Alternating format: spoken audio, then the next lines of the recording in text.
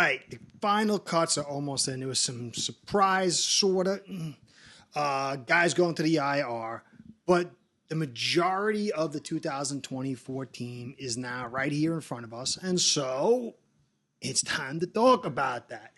Going to talk about that and some conceptual stuff, understanding that what we're doing here with this roster is a very particular build style.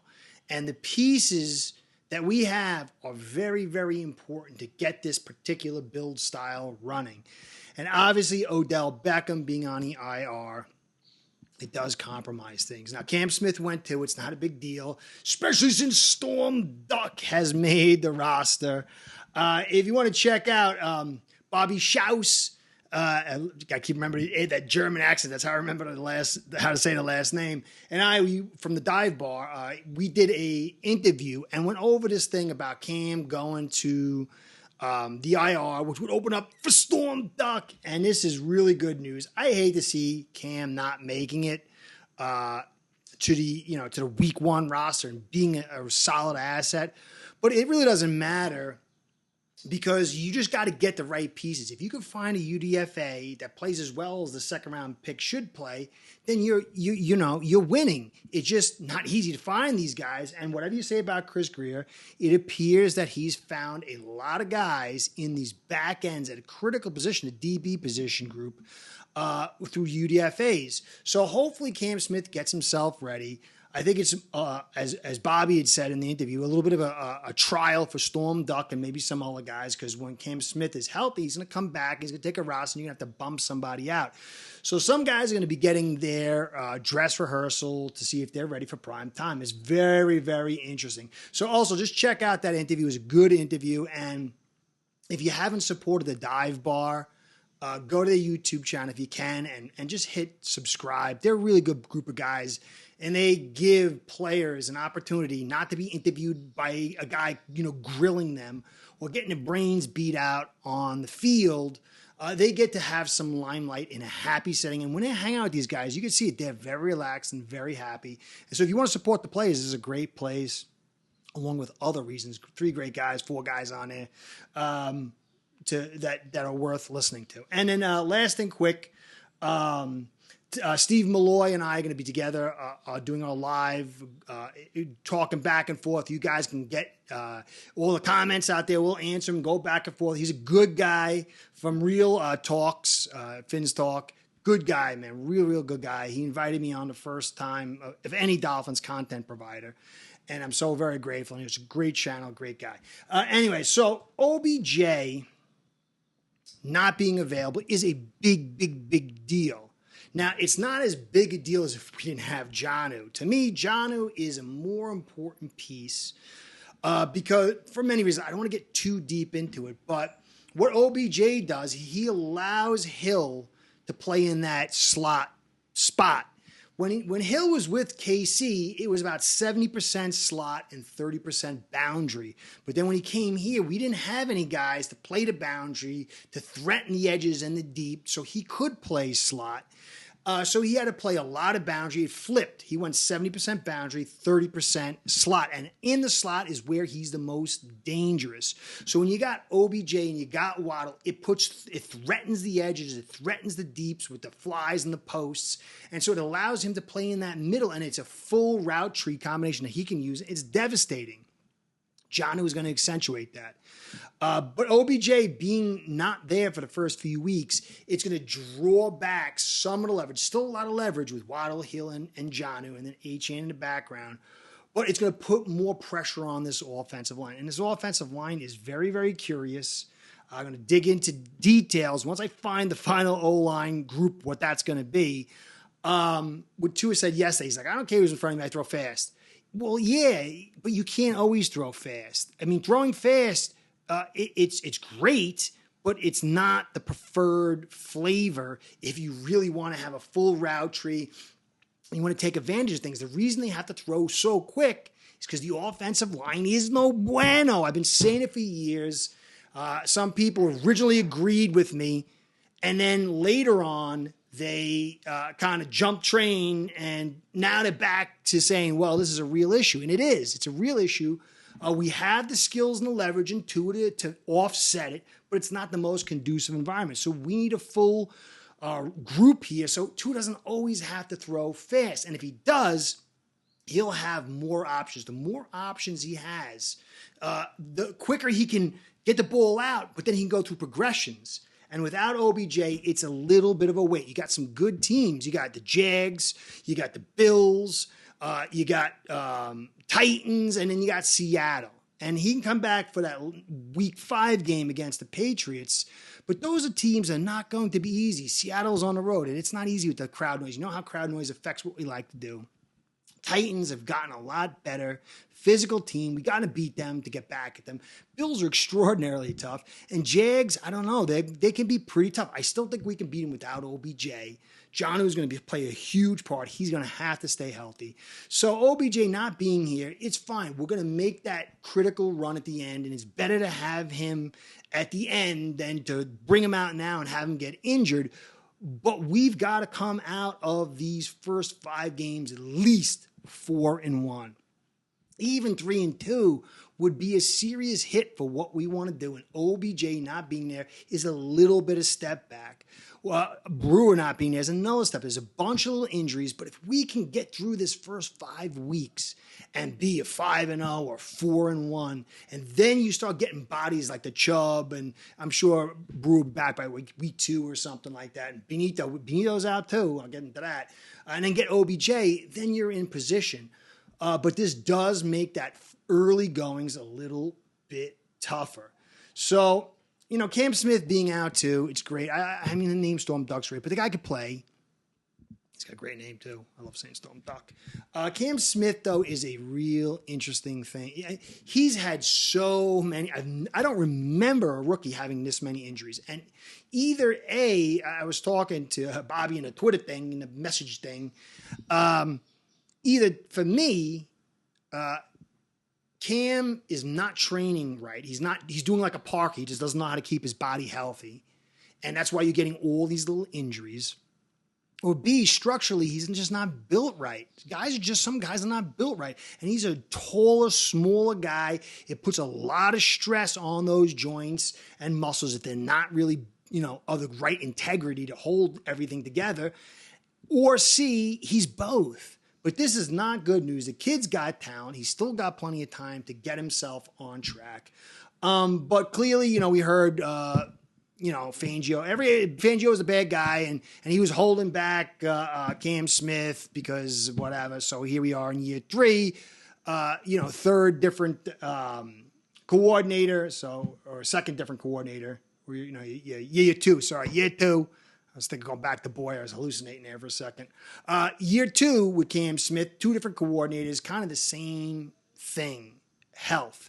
And if you're not healthy, you can't get trust from the coordinator. You can't get those reps. So let's pray the kid gets better.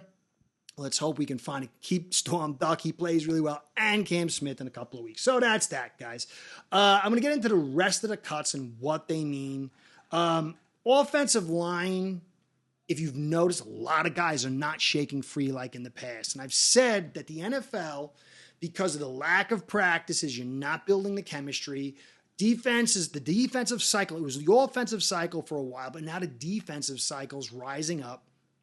To offset it, they're moving away from fun ball to pass balance, not run heavy, pass balance. So running the football, being a balanced offensive line, just a little bit in the run game, is way more valuable. Offensive linemen are way more valuable because they don't have the practice, the time to gel, and so you just need a little bit more talent and experience to offset this. And so you're not seeing a lot of these vets get shaken free just yet. There have been some guys that are okay, some interesting guys.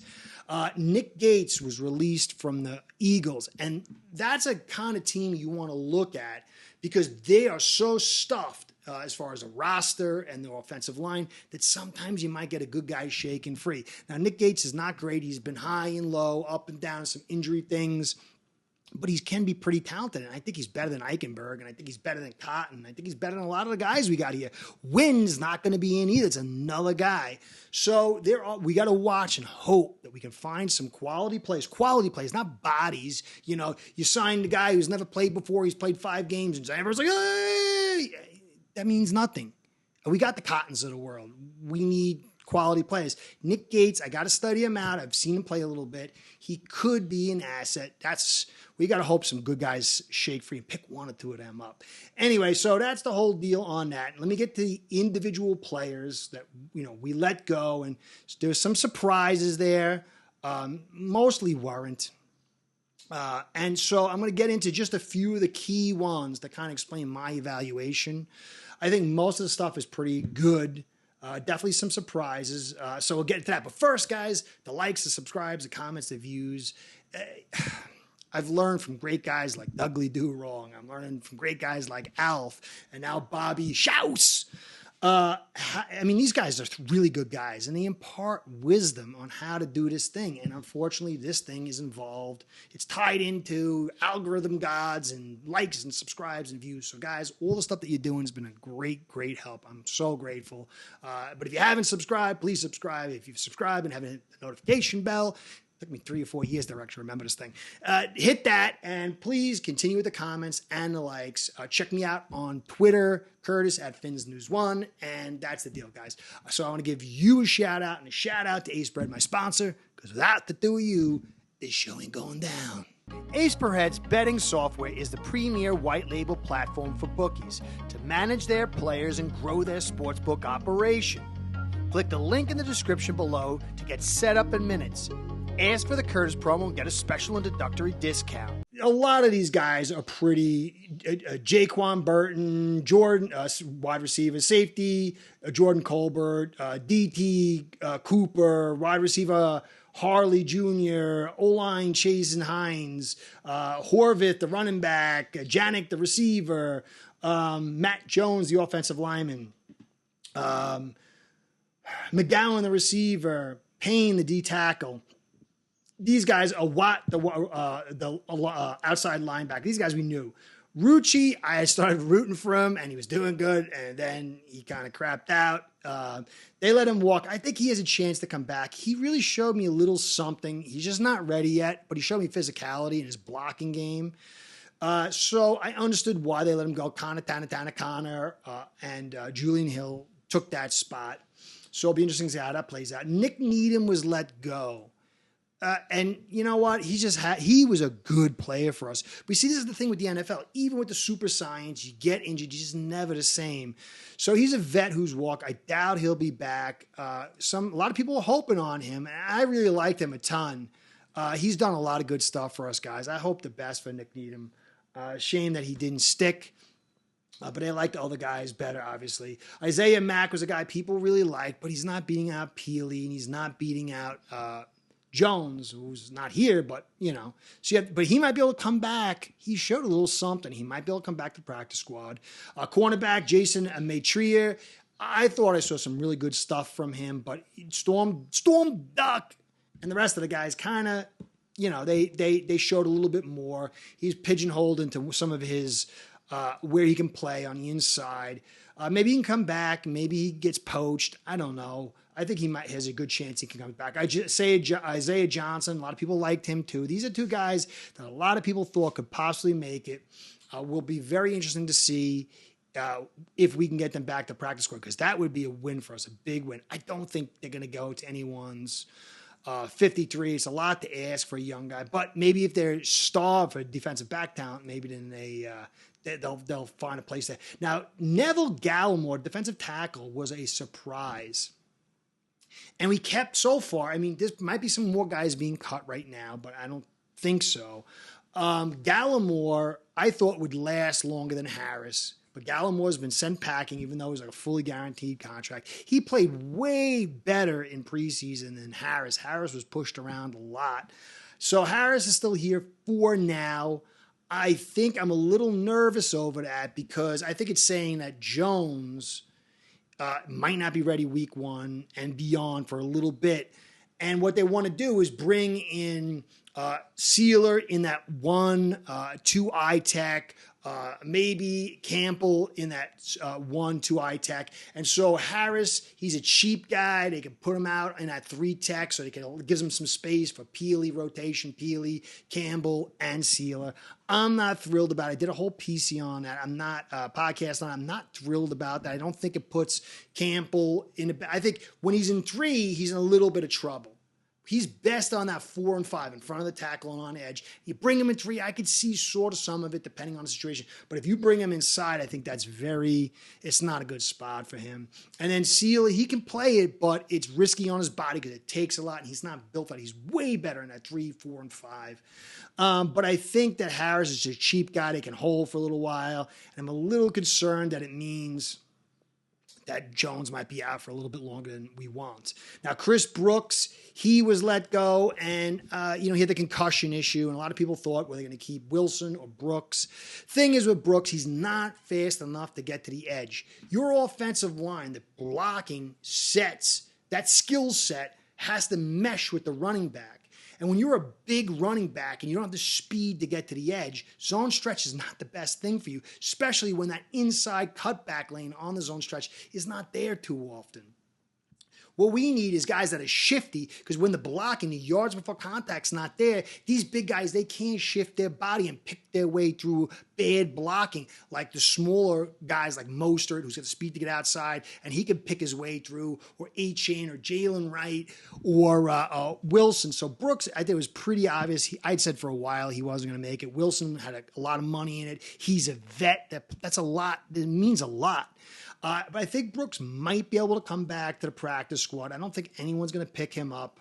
But, we got a lot of guys. I think it was Al that was saying this. It's not the 53. It's like the 69, because all these practice squad guys really play a major role.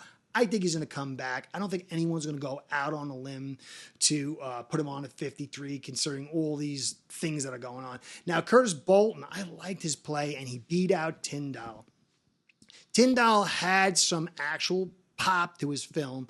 I was very impressed, not like crazy impressed, but I was like, whoa, he's here.